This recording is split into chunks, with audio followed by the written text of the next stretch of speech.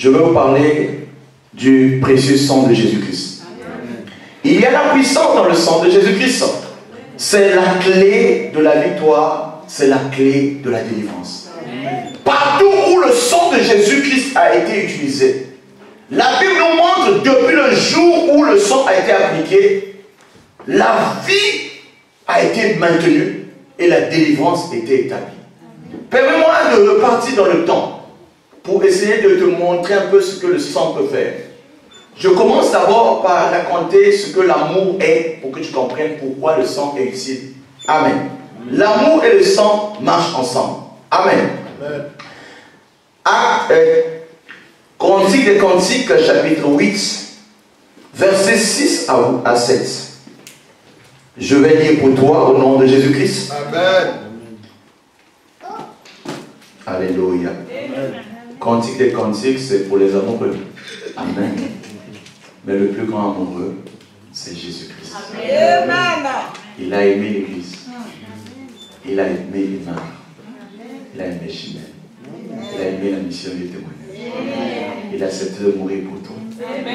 Alléluia. Oh Jésus, mon mari, je suis là. Amen. Mets-moi comme un sceau sur ton cœur. Comme un sceau sur ton bras. Car l'amour est fort comme la mort. La jalousie est inflexible comme le séjour des morts. Ces ardeurs sont des ardeurs de feu, une flamme de l'Éternel. Les grandes eaux ne peuvent éteindre l'amour et les fleuves ne pourront pas la submerger. Quand un homme offrirait tous ses biens de sa maison contre l'amour, il ne s'attira que le mépris. Amen. L'amour est l'amour. L'amour, c'est la raison pour laquelle Jésus a accepté de quitter le ciel pour descendre sur la terre. L'amour, c'est la raison pour laquelle Jésus a dit, Père, donne-moi encore. Je veux aller répondre à quelque chose qui pendant longtemps n'a pas encore été résolu. L'amour a été le prix que Dieu a consenti de donner à l'homme pour que l'homme ait la vie et la liberté. L'amour, car Dieu a tant aimé le monde qu'il a donné son Fils unique, afin que quiconque, qu'il soit français, qu'il soit juif, qu'il soit arabe, qu'il soit noir, qu'il soit jaune, qu'il soit rouge, pourvu que cette personne ait le sang, qu'il ait la vie éternelle. L'amour s'est manifesté par un type de Jésus, en la personne de Joseph. Joseph était né dans une famille de plusieurs enfants. Mais la seule chose, son seul péché, c'est d'avoir reçu un rêve. Le rêve que Joseph avait eu, lui a tiré des problèmes. Il y a des rêves qui annoncent que demain, cette personne sera grande. Et souvent, quand tu es né dans une famille où tout le monde veut être grand, on va chercher à t'étouffer. C'est ce qui est arrivé à Joseph. Joseph a dit une chose qu'il a vue seulement dans un rêve. Il a dit, moi je dormais, je n'ai rien demandé à Dieu. Dieu m'a montré ce qui va venir dans la suite. Je serai plus élevé que vous tous. Amen. Les frères ont dit, tu es audacieux, tu es prétentieux. Papa a dit, tu es encore jeune, tu racontes des choses que tu ne connais pas. Je vais te dire une chose. Le temps est l'ennemi du mensonge. Si tu veux voir la vérité, laisse le temps. Le temps finit toujours par prouver ce qui est de Dieu et ce qui n'est pas de Dieu. Joseph a dit une chose, mais le temps était témoin pour montrer cela. Joseph n'a rien fait. Seulement, il a été l'homme que Dieu a choisi. par lequel Jésus-Christ devait être manifesté comme lui. Amen. Alléluia. Amen. Joseph a été haï par ses frères. Ils ont fait un coup d'état. Ils ont dit, si on le tue, ces rêves vont s'arrêter. Ils ont décidé de tuer Joseph. Parce que Joseph était l'enfant aimé de son père. Papa lui a donné une tunique qui avait des couleurs. Les autres ont dit, mais quel est cet enfant? Il n'est pas le premier, il n'est pas le deuxième, il est le dernier. Mais il vient et papa l'aime plus que tout le monde. Non, il faut qu'on le tue. C'est l'histoire de Jésus-Christ. Alléluia. Amen. Joseph est venu, il est parti rejoindre ses frères pour leur apporter la nourriture. Parce que pendant quelque temps, ses frères sont partis. Papa, qui aimait tous les enfants, a dit, Joseph, toi tu n'es pas parti avec les autres, va rejoindre les autres pour leur apporter la provision. Il est parti, il a apporté la provision. Mais les frères ont dit, on va le jeter dans le trou. Alléluia. Amen. On a jeté Joseph. Ils se sont dit, les animaux de champ vont finir avec lui. Mais Dieu est qui le maître des temps et des circonstances.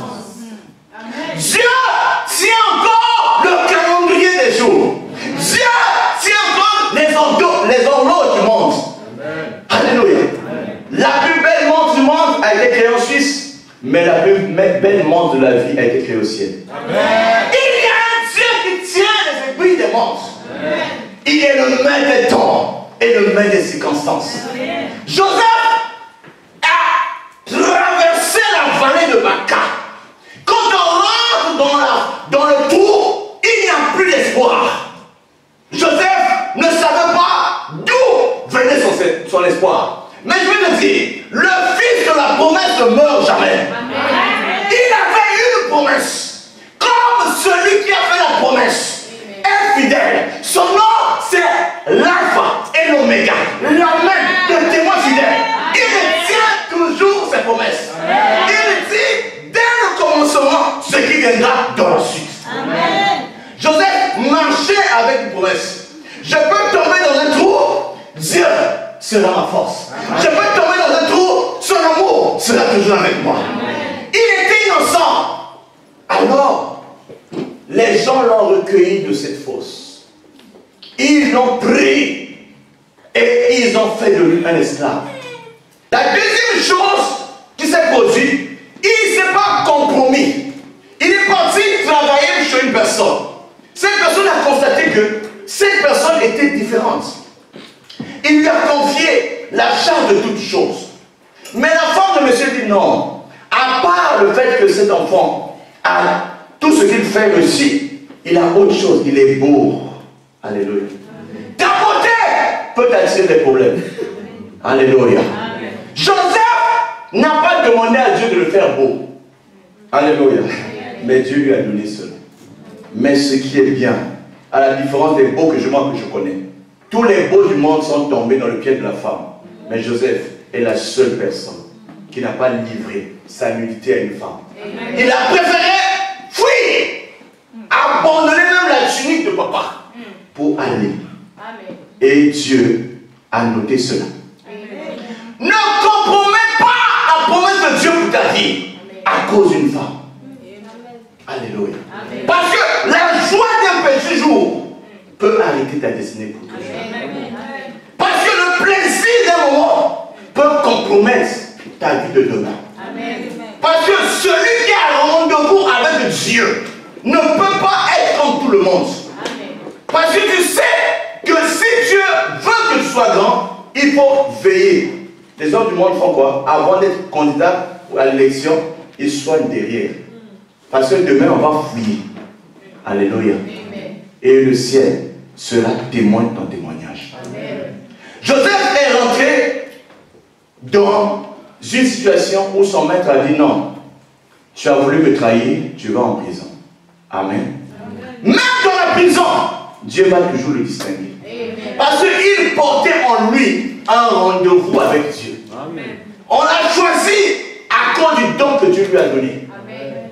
Il a pu interpréter les visions des autres. je vais te dire une chose.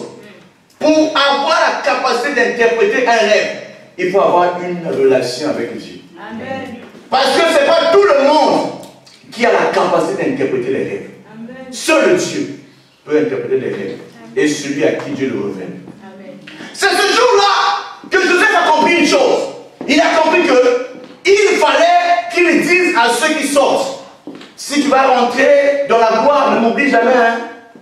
Il y a des gens, quand vous étiez dans la souffrance, vous étiez amis.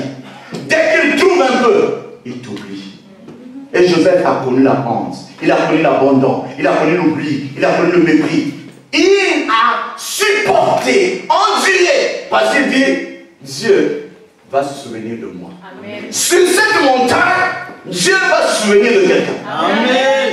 Sur cette montagne, même si tes amis t'ont oublié, il y a un Dieu qui va sonner ton réveil. Amen. Et quand le réveil va sonner, amen, il n'y a aucune chose qui pourra bloquer cela. Amen. Alléluia. Amen. Parce que Dieu a une heure pour tout le monde. Oh! Alléluia. Alléluia. Joseph, Dieu a créé une situation. Le roi maintenant va faire un rêve. On va te chercher à cause de ce que Dieu a placé dans ta vie. Amen. Le roi va faire un rêve. Les sages n'ont pas pu trouver la révélation. Les magiciens, astrologues n'ont pas pu trouver la réponse. Alors on a dit, celui qui l'avait oublié dit, moi je me souviens que j'ai connu une personne dans ma vie. Quand j'étais dans un moment difficile, cette personne avait dit la signification de mon rêve. Roi, il est dans la prison. Amen. Amen. Un seul jour a suffi pour qu'on se souvienne des choses.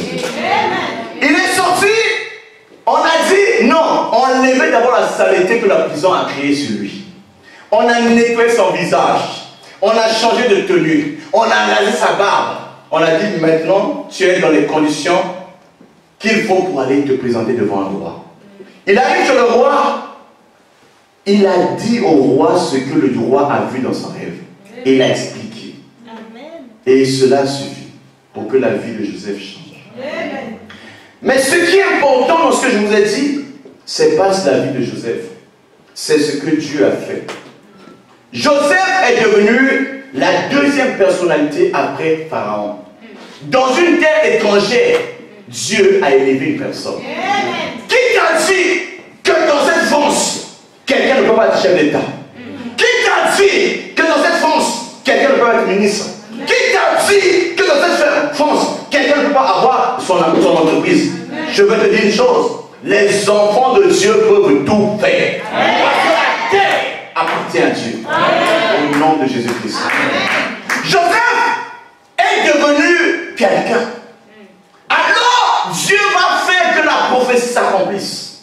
Dans le village de son père, la maison de pain va manquer de pain. Ils ont dit le pain est de l'autre côté.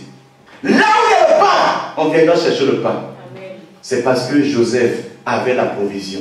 Amen. Ils sont venus chercher le pain. Et c'est là où la famille a compris plus tard, je vais vous faire un peu bref l'histoire, que Joseph était parti pour préparer leur venue dans cette ville. Amen. Il faut qu'une personne de la famille réussisse pour que tout le monde réussisse. Amen. Et tu es cette personne. Amen. Au nom de Jésus-Christ. Quand son père était mort, Joseph a pleuré son père. L'Égypte a pleuré le père de Joseph pendant 7 années, pendant 70 jours. Alléluia. Amen. Ils ont pleuré. Joseph a organisé les funérailles de son père. Il a pris avec lui un cortège comme jamais. Si tu vois un homme important est mort, regarde le cortège. Alléluia. Amen. Si c'est un poulet qui est mort, il n'y a pas de cortège. Si c'est un rat qui est mort, il n'y a pas de cortège. Mais le jour où un chef meurt, il y a un cortège. Amen. Johnny est mort. Tu as vu le cortège? Amen. Diana, les enfants ici encore, verset Diana, est mort, il y a eu un cortège. Le jour où Jacob était mort, il y a eu un cortège.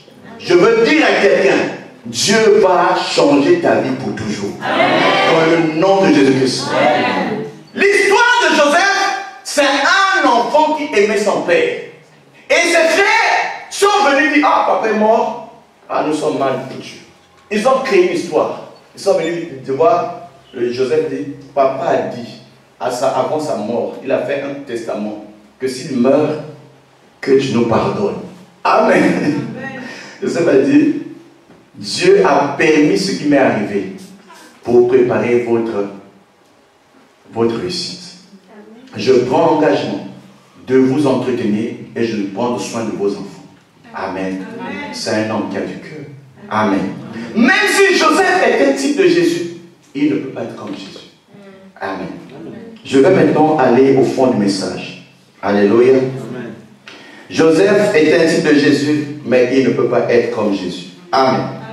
Ce matin, aide-moi à ouvrir Genèse chapitre 3, le verset 21. Alléluia. Je lis au nom de Jésus-Christ. L'Éternel fit à Adam et à sa femme des habits de peau, et ils les ont revêtis. Amen. Verset 23. Je lis au nom de Jésus-Christ. L'Éternel le chassa du jardin d'Éden pour qu'il cultivât la terre d'où il avait été pris. Amen. La première personne à avoir plus d'amour sur la terre, c'est Dieu. Mais Dieu ne tolère pas le péché. Le jour où Adam a commis un péché, Dieu était fâché contre Adam. Dieu a rompu la relation avec Adam. Dieu s'est retiré d'Adam. Adam était devenu seul. Et Dieu l'a chassé du lieu de bonheur. La souffrance a commencé à suivre Adam jusqu'à ce qu'Adam meure. Mais il y a une chose que Dieu a fait pour Adam. Dieu n'a pas voulu que Adam soit nu. Dieu a pris un animal. Il a tué lui-même. Il a pris la peau de l'animal. Il a habillé Adam et habillé Ève. Malgré leur péché, Dieu a pourvu à leur habit. Parce que la nudité, c'est la honte. Alléluia. Voilà pourquoi, toutefois que Dieu couvrait la nudité d'Adam, Dieu manifestait par là un signe que le sang a été coulé pour couvrir la nudité d'Adam. C'est le sang d'un animal. On ne te dit pas quel animal. Alléluia. C'est une préfiguration de ce qui devait venir dans la suite des temps. Alléluia. Parce que Jésus-Christ, quand il est venu, les gens ont vu en lui un homme qui est venu d'une femme. Mais un prophète, Jean-Baptiste, a vu en lui un animal. Il dit dans Jean chapitre 1, verset 29, voici l'agneau de Dieu qui ôte le péché du monde. Jean chapitre 1, verset 29. L'agneau de Dieu ôte le péché du monde.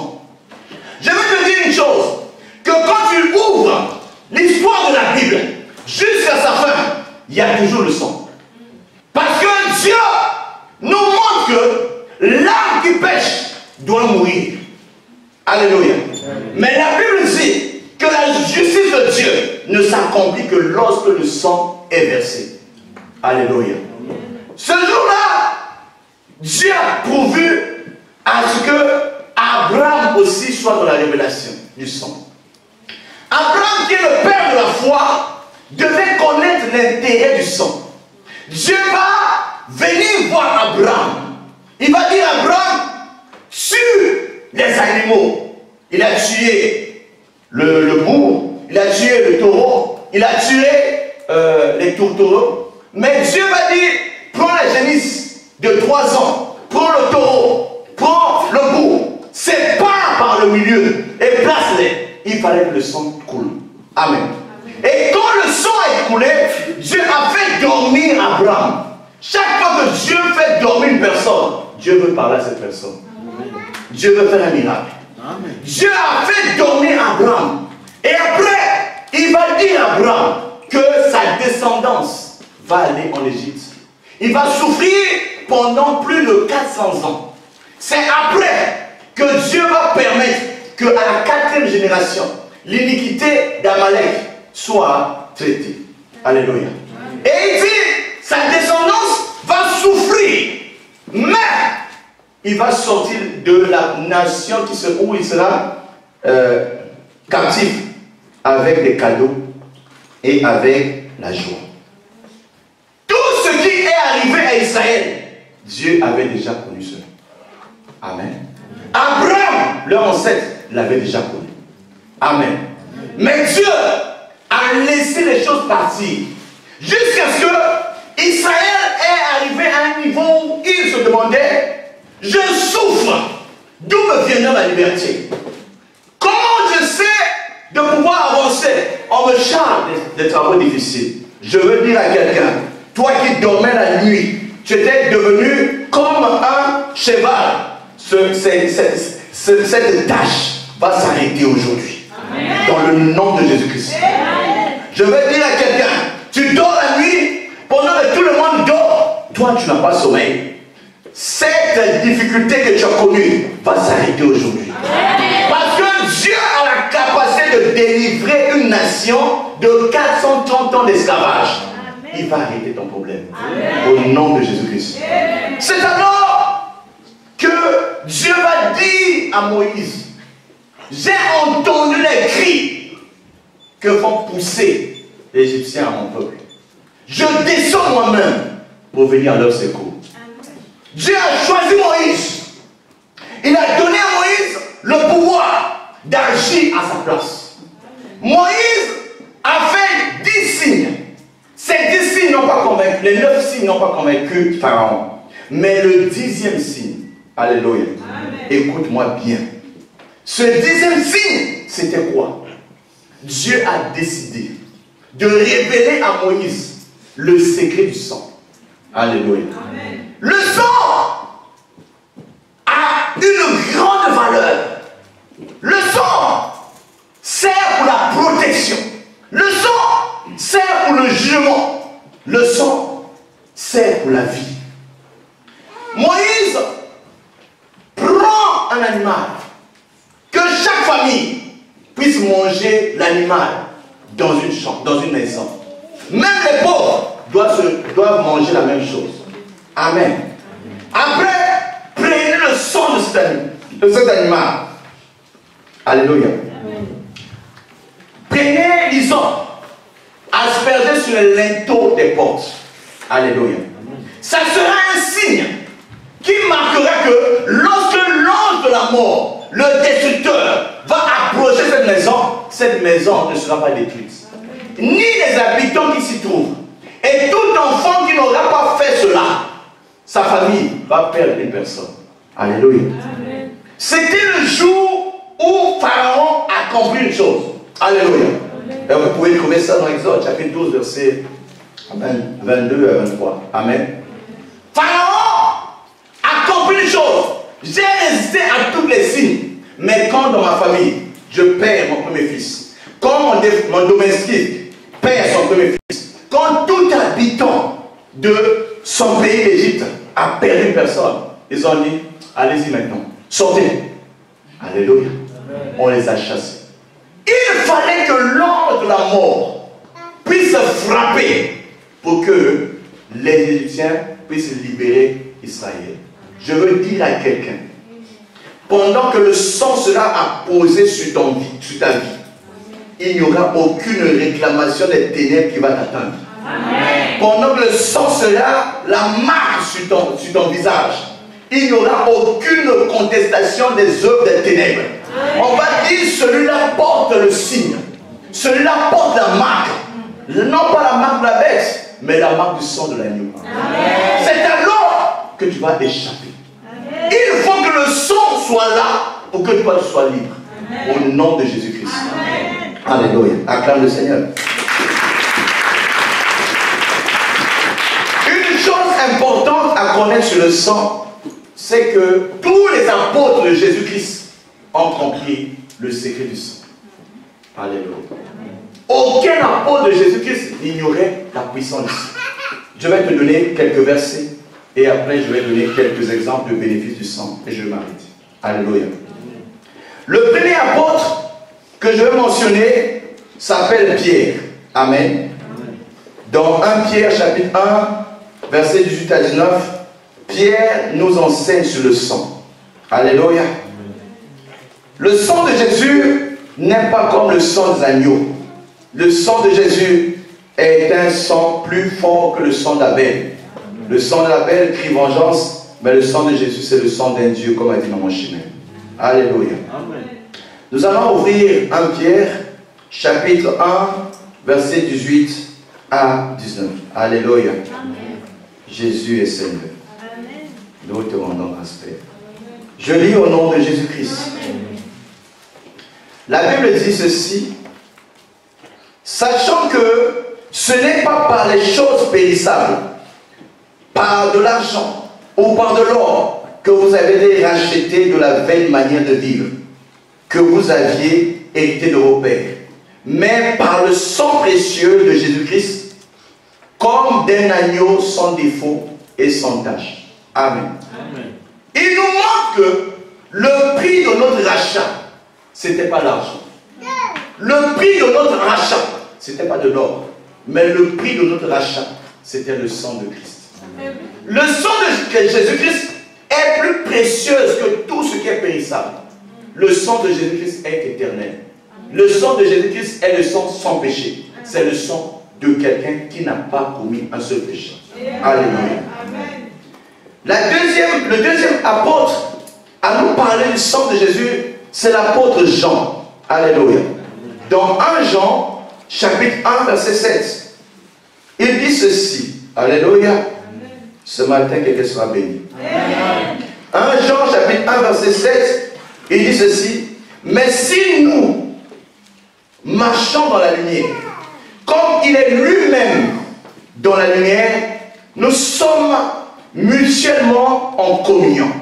Et le sang de Jésus-Christ, son Fils, Amen, nous purifie de tout péché.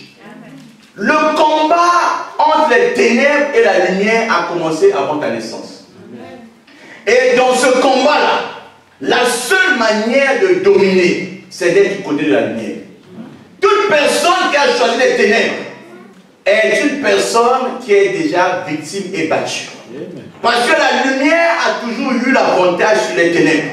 Mon père spirituel dit ceci, l'évêque Oedipo: en tout lieu, en tout temps et en toute occasion, la lumière aura toujours la victoire sur les ténèbres. Amen. Donc il n'y aura aucun jour où les ténèbres ont vaincu la lumière. Parce que depuis que le monde est monde, quand Dieu a dit que la lumière soit, les ténèbres avaient disparu. Amen. Au nom de Jésus-Christ. Mais la révélation la plus importante que Jean donne, il dit: le sang de Jésus-Christ nous purifie de tout péché. Ça, c'est ce qui est important. Alléluia. Je vais te dire une chose, que les sacrificateurs dans l'ancien temps avaient essayé par le sang des animaux à calmer la colère de Dieu. Ils n'ont pas pu. Parce que même le sacrificateur qui va demander à Dieu de pardonner le peuple, lui-même c'est un pécheur. Il devait d'abord lui-même demander son pardon avant d'aller demander le pardon des autres. Voilà pourquoi les animaux ont été tués, mais le péché restait toujours. Amen. Amen. Parce que la solution pour le péché ne se trouvait pas dans le sang d'un animal. Alléluia. Pourquoi? Quelqu'un va me poser cette question. Alléluia. Parce que le sang de l'animal, c'est vrai, est aussi le sang. Il y a sang, il y a sang, il y a sang, je commence à comprendre. Lévitique chapitre 17, versets 11 et 14, nous montre une chose, que l'âme est dans le sang. L'âme est dans le sang. Ça veut dire que si l'âme de la personne est dans le sang, ça veut dire le sang de l'animal porte l'âme de l'animal. Mais l'âme de Jésus est rattachée à son sang. Le sang de Jésus est venu pour non enlever la puissance du péché dans la vie d'une personne. Amen. Voilà pourquoi Dieu ne peut pas concevoir qu'une personne puisse pécher de manière volontaire après avoir connu la valeur du sang de Jésus-Christ. Amen. Amen. Parce que le sang a une grande valeur aux yeux de Dieu. Alléluia. Parce que c'est le sang que Dieu a pourvu pour le pardon du péché de l'humanité. La force du diable, c'est d'agir là où le sang n'a pas encore été appliqué. Alléluia. Mais dès l'instant que la personne porte le sang, cette personne ne peut pas être molestée par l'ennemi. Dans le nom de Jésus-Christ. Le troisième apôtre que j'aime beaucoup, c'est l'apôtre Paul. Alléluia. Il dit une chose très importante aux yeux du sang. Nous allons lire Actes des Apôtres, chapitre 20, verset 24. Alléluia. Alléluia. Actes 20, 28. Alléluia. Prenez donc garde à vous-mêmes et à tout le troupeau sur lequel le Saint-Esprit vous a établi évêque pour paître l'Église du Seigneur qui s'est acquise par son sang. Amen. L'apôtre Paul dit, le sang de Jésus est le prix par lequel Dieu nous a achetés. Amen. Amen. Si Dieu t'a acheté, il n'y a aucune personne de ta famille qui peut dire que tu lui appartiens. Parce que Jésus a acheté une personne. En t'achetant, tu deviens la propriété privée de Dieu. Amen. Et si tu viens, tu dis, mon oncle me réclame. Hein? Alléluia. Amen. On m'a jeté un sort. Je vais demander, as-tu été racheté? Amen. Amen. Parce que si tu es racheté, les œuvres des ténèbres ne peuvent pas atteindre ta vie. Amen. Pourvu que tu puisses comprendre ces choses et les puisses les acquérir par la foi en Jésus-Christ. Alléluia. L'épître aux Hébreux est l'épître écrit, certains disent Paul, mais nous ne savons pas qui l'a écrit réellement. Amen. Il s'appelle Sylvain, nous ne savons pas, un compagnon de Paul. Amen. Amen. Mais Hébreux chapitre 2 nous présente une révélation versets 14 et 15. Amen. Je lis au nom de Jésus-Christ. Ainsi donc, puisque les enfants participent au sang et à la chair, il y a également participé lui-même, afin que, par sa mort, il anéantit celui qui a la puissance de la mort, c'est-à-dire le diable, et qu'il délivra tous ceux qui, par la crainte de la mort, étaient toute leur vie retenus dans la servitude. Amen. Il y a des gens qui ont eu peur de la mort. Ils se sont dit, si nous mourons, nous serons à la croix du diable. Amen. Amen. Moi-même aussi, j'ai eu peur de la mort. Amen. Jusqu'à ce que je comprenne ce verset. Jésus a dit, si quelqu'un l'accepte sur la terre pendant qu'il est vivant, même s'il meurt, Dieu va le ressusciter au dernier jour. Amen.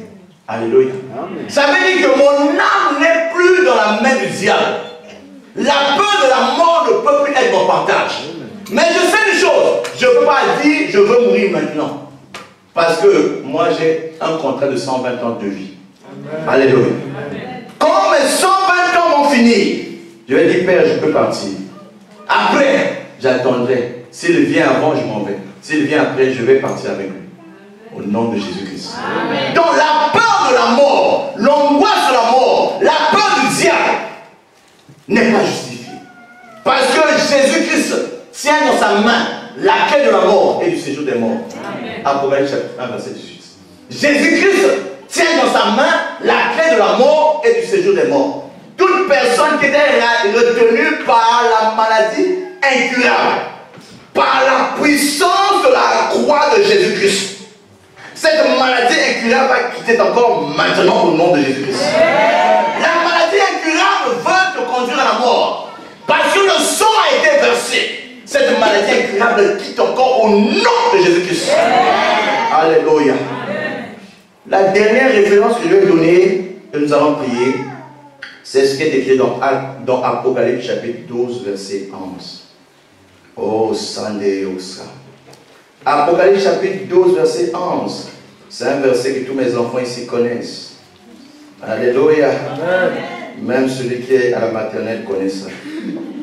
Alléluia. Mais ils ont vaincu à cause du sang de l'agneau et de la parole de leur témoignage. Car ils n'ont pas aimé leur vie jusqu'à craindre la mort. Le sang de Jésus-Christ est le sang de la victoire. Amen. Si tu veux avoir la victoire dans la vie chrétienne, il faut utiliser le sang de Jésus-Christ. Il faut clamer le sang de Jésus-Christ. C'est le sang de Jésus-Christ qui établit la victoire. Ce matin, toute personne qui sera ici à l'église, après avoir pris la coupe du Seigneur, va recevoir la vie de Christ en lui. Et après, je vais prier avec mon chemin pour toutes les personnes qui sont venues ici, parce que vous avez besoin que le sang de Jésus puisse agir pour vous.